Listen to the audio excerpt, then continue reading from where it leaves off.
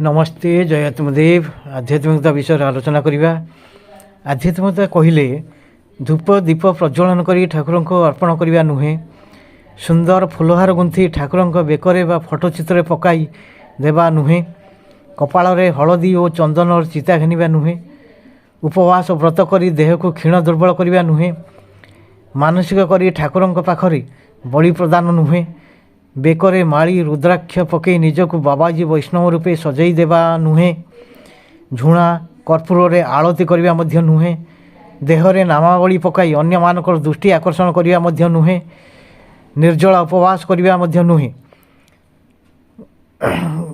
गुड़ कदली अदा महू घी एकत्र चकटी भोग प्रदान करवा भी नुहे, किलो किलो घी निआरे पोड़ी हवन करवा मध्य नुहे, पादरे चाली कि दंड मारी मारी दूर स्थान में दिह निकट अवश्य पहुँचवा नुहे, अरुआ खाई गेरुआ पिंधा नुहे, मजहब प्रवचन शुणा नुहे, डीजे बजाई बाण फुटाई मूर्ति सम्मुख में उदंड नृत्य करवा नुहे, विभिन्न प्रकार पत्र पुष्पर कल्पित मूर्ति को खोड़ाई पकाइबा नुहे, हाड़भंगा शीतर पानी भितर दंडायमान होई देह को कष्ट दे ईश्वर स्मरण करवा नुहे, रड़ निआ उपर चलवा नुहे, निज अंग को काटी रक्त प्रदान करवा भी नुहे, प्रचंड रौद्र तापर एक गुड़िया ठिया हुई हाथ जोड़िया नुहे।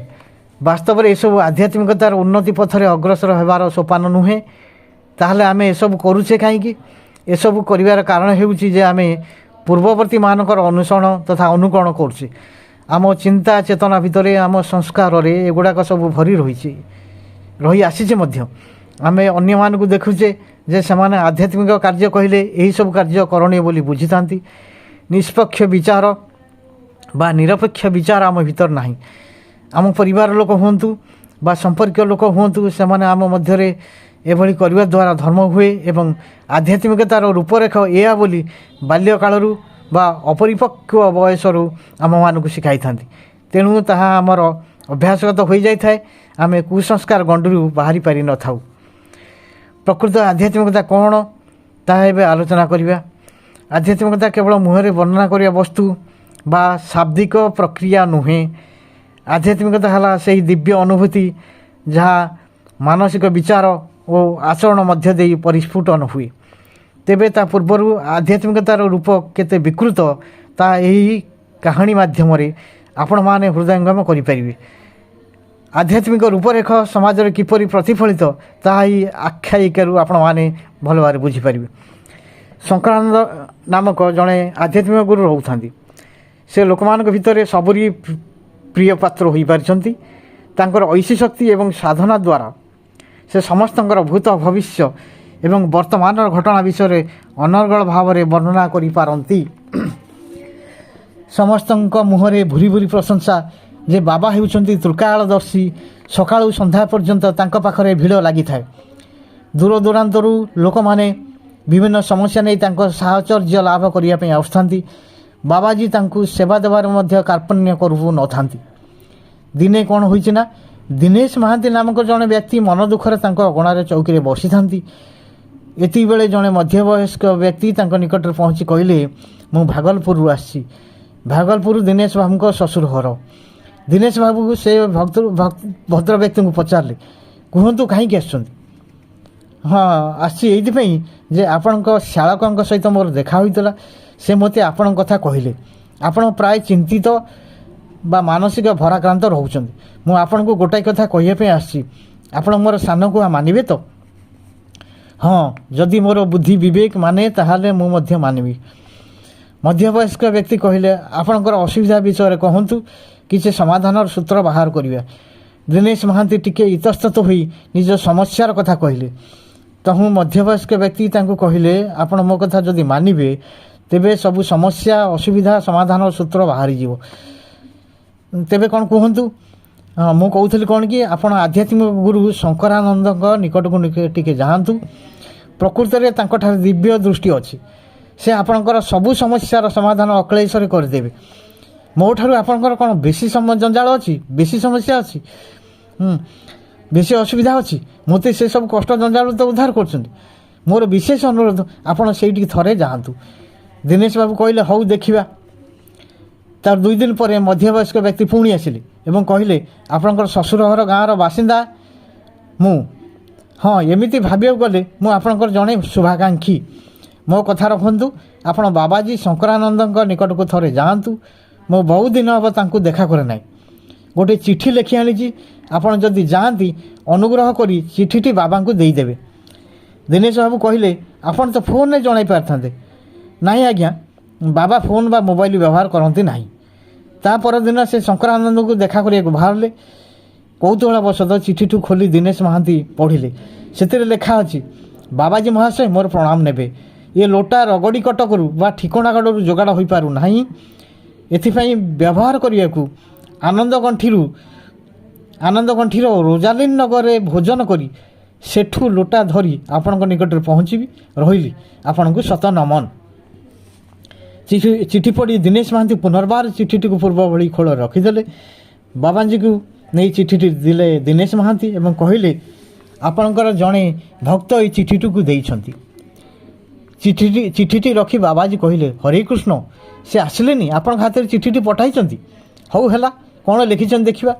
ବାବାଜୀ ଚିଠି ପଢ଼ି ରଖିଦେଲେ ଏବଂ କିଛି ସମୟ ଧ୍ୟାନରେ ବସିଲେ ଏବଂ ତା ସହିତ ଅର୍ଦ୍ଧ ନିର୍ମିଳିତ ଚକ୍ଷୁରେ କହିଲେ, ତୁମର ଅସୁବିଧା ସମସ୍ୟା ସବୁ ମୁଁ ଜାଣିପାରୁଛି ବତ୍ସ। ତୁମ ଝିଅ ବାହାଘର ହୋଇପାରୁନାହିଁ, ତୁମେ ନିଜେ ଆଣ୍ଠୁଗଣ୍ଠି ରୋଗରେ ପୀଡ଼ିତ, ପୁଅ ତୁମ କଥା ମାନୁନାହିଁ, ଇତ୍ୟାଦି ଇତ୍ୟାଦି। ଆଚ୍ଛା, ଏ ବାବଦରେ ତୁମକୁ ଏକ ପୂଜା କରିବାକୁ ପଡ଼ିବ। ଏଇ ଟଙ୍କା 10,000 ଭଳି ଖର୍ଚ୍ଚ ହେବ। ଦିନେଶ ମହାନ୍ତି ବିସ୍ମୟରେ ଅଭିଭୂତ ହୋଇପଡ଼ିଲେ। ପ୍ରକୃତରେ ବାବା ଶଙ୍କରାନନ୍ଦ ତ୍ରିକାଳଦର୍ଶୀ। ମୁଁ ତ ମୋର ସମସ୍ୟା ବିଷୟରେ କିଛି କହିନାହିଁ, ବାବା ଜାଣିଲେ କିପରି? କିଛି ଆଧ୍ୟାତ୍ମିକ ବିଭୂତି ବାବାଙ୍କ ନିକଟରେ ଅଛି ନିଶ୍ଚୟ। ତାପରେ ଦିନେଶ ବାବୁ ପୂଜା ପାଇଁ 5,000 ଆଡ଼ଭାନ୍ସ ଟଙ୍କା ଦେଇ ଚାଲିଗଲେ।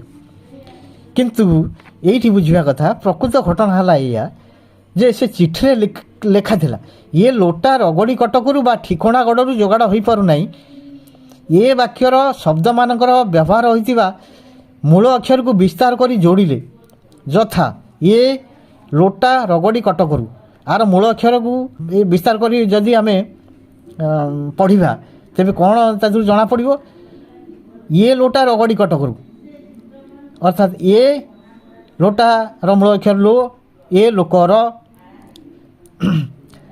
କଟକରୁ କନ୍ୟାର ବା ବାହାଘର, ଠିକଣାଗଡ଼ରୁ ଠିକ୍ ହୋଇପାରୁନାହିଁ। ଠିକ୍ ସେହିପରି ଦ୍ୱିତୀୟ ବାକ୍ୟ, ଏଥିପାଇଁ ମୂଳ ଅକ୍ଷର ହେଲା ଏ, ବ୍ୟବହାର ମୂଳ ଅକ୍ଷର ବ୍ୟ ବା ବ୍ୟକ୍ତି, କରିବାକୁ କଷ୍ଟଦାୟକ, ଆନନ୍ଦଗଣ୍ଠି ଆଣ୍ଠୁଗଣ୍ଠି, ରୋଜାଲିନ ନଗର ରୋଗରେ ଭୋଜନ କରି ଭୋଗୁଛନ୍ତି।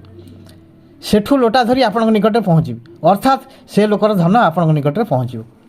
ସୁତରାଂ ଏ ବାକ୍ୟରେ ଯେଉଁ କୋଡ଼ ଶବ୍ଦ ବ୍ୟବହାର କରାହେଇଛି, ଅର୍ଥାତ୍ ମୂଳ ଅକ୍ଷରକୁ ବିସ୍ତାର କରି ଯୋଡ଼ିଲେ ଆମେ ଯେଉଁ ବାକ୍ୟ ପାଇବା ସେଇଟା ହେଉଛି କ'ଣ ନା, ପ୍ରକୃତରେ ସେ ଯେଉଁ ବ୍ୟକ୍ତି ଜଣକ ଆସିଥିଲେ ତାଙ୍କର ସମସ୍ୟା, ଅର୍ଥାତ୍ ଯେଉଁ ବ୍ୟକ୍ତି ଆସିଥିଲେ ଦିନେଶ ମହାନ୍ତି, ତାଙ୍କର ସମସ୍ୟା ହେଉଛି ଏଇଟା, ଯେଉଁଟାକି ବାବାଜୀ ତାଙ୍କୁ ଜଣାଇଦେଲେ।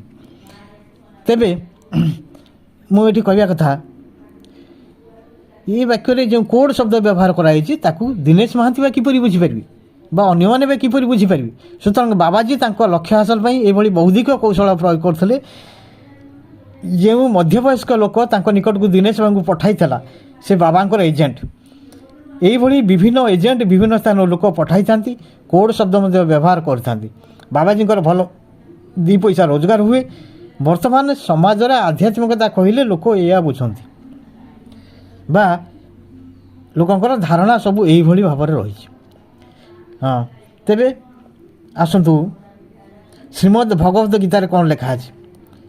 ଶ୍ରୀମଦ୍ ଭଗବତ ଗୀତାରେ ଲେଖା ଅଛି, ଅଧ୍ୟାତ୍ମ ଜ୍ଞାନ ନିତ୍ୟତ୍ୱଂ ତତ୍ତ୍ୱ ଜ୍ଞାନାର୍ଥ ଦର୍ଶନମ୍ ଏତତ୍ ଜ୍ଞାନମିତି ପ୍ରୋକ୍ତଂ ଜ୍ଞାନଂ ଯଦଥୋ ଅନ୍ୟଥା।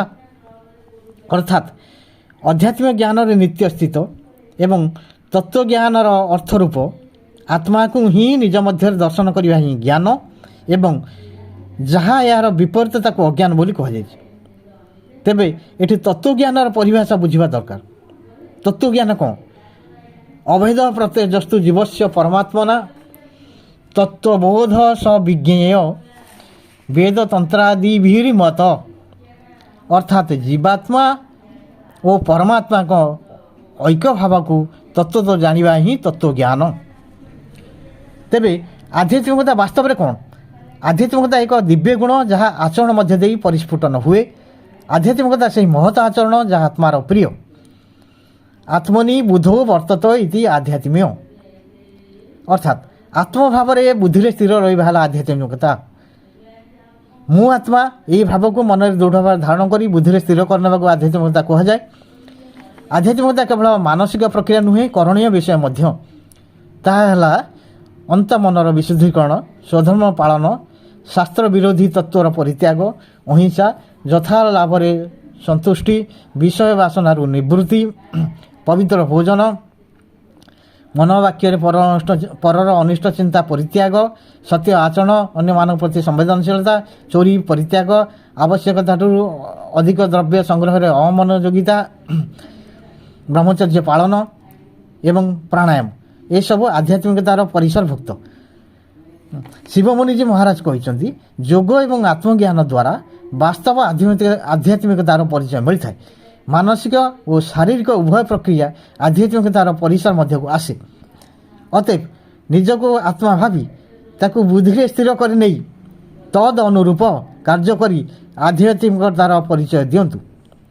जेपरी भागवत कही मुहि कुबेर धनपति मुदस अवतार मूर्ति मुहि सकल यज्ञ कर्ता